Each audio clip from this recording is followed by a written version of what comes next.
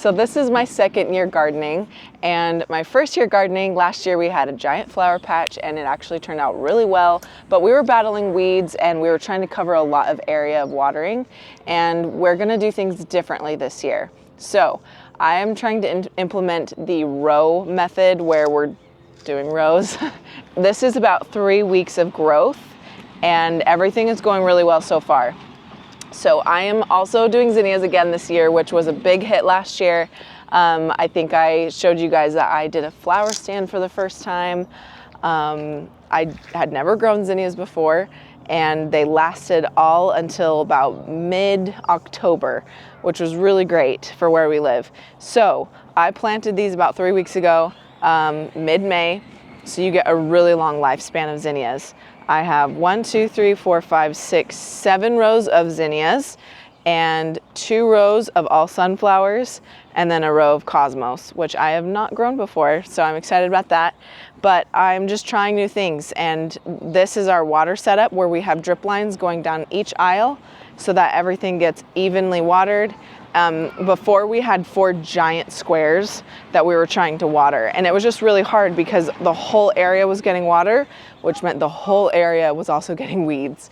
Unless you plant your zinnias really, really thick, lots of seeds close together, weeds are going to take over. So that's what I'm trying to kind of eliminate this year is our weed battle with Bermuda grass, and we have this succulent type of weed that we're just battling, but it's not as bad so far because we're just only watering the rows. And I connected our rock and our landscaping with the rest of our yard and made a pathway coming through this way. I knew I wanted a border of some kind, and I of course have all my inspo that I have, which is cottage garden is what I'm going for. Can you even hear me with our kids? I found river rock on Facebook Marketplace for free, and that's what I used to line our pathway and all around our flowers. I did a sunflower fence. They're planted really close together, and so your sunflowers aren't gonna get as tall, but I wanted to make sure that I had blooms all summer long. So I just went ahead and really filled up this little ditch that we dug with plenty of sunflowers just to make sure that I have blooms constantly all summer. I don't mind that they don't get as tall. So our flower patch rows are their newest addition. That was kind of our big project this spring, but something I'm also really loving is these cottage arch. So that's like the style of garden I'm going for, is kind of more of a cottage feel. I already had these metal arches. They're under $30 each. You can make them tall and skinny or kind of wide and short. And I have them on the widest that they can go, and they kind of were blowing over from the storms and wind.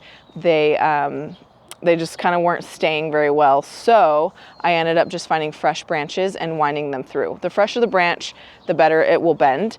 And I've just been like, I don't know, I'm like a crazy stick lady. I just like start grabbing sticks from the side of the road, or if we do any yard work and are trimming any branches, and I've just been winding them through. Obviously they're still sparse, but I'm gonna keep adding to it through the summer. I'm gonna show you that at the end of the summer, but I really love the way that they're looking. It just kind of makes it feel more cozy in my garden. I'm only using 2 flower beds so far. We had a baby, so we're not getting to the rest this year, but we do have 2 going, and I'm still learning. I just kind of keep planting seeds. I see what comes up, I see what works, and I've already learned so much. Something I wanted to show you is, if specifically about zinnias, they can self-sow.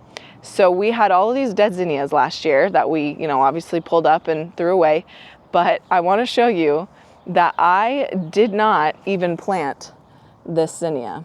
So all of my zinnias that are coming up in this garden bed, I did not plant. So this one's ready to bloom. It's going to be really pretty when it does, but I have several zinnias. All of these are zinnias in here, and they really like this spot, and they're just popping up. This one's also ready to bloom.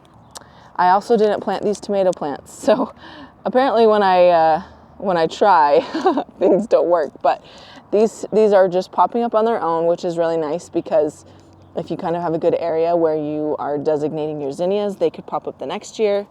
And the more you cut them, the more that they will grow. The variety of zinnias that I have planted are the California Giant variety. What I wish I would have done last year is I wish I would have saved seeds from the colors. So what I plan to do is, as my zinnias die and you have one zinnia head, you can save hundreds of seeds just by doing that. and I want to have a pink zinnia, a white zinnia, a yellow zinnia category, so that next year I would like to color coordinate my rows. I just think that would be kind of fun to experiment with, see how that looks. So I just actually used the rest of what I had from buying my first seeds last year. So I highly, highly, highly recommend that this type of seed that I bought, because I used it for my entire flower patch year last year and this year. It's gone a long way. I didn't save any seeds last year, but that's definitely something you can do, is once you buy it once, you can keep saving seeds forever, quite literally. I'm just really loving just this journey of experimenting. I hope you can learn too. And as always, thanks for watching. And if you haven't seen our first video, it's here, and we'll see you guys on the next one.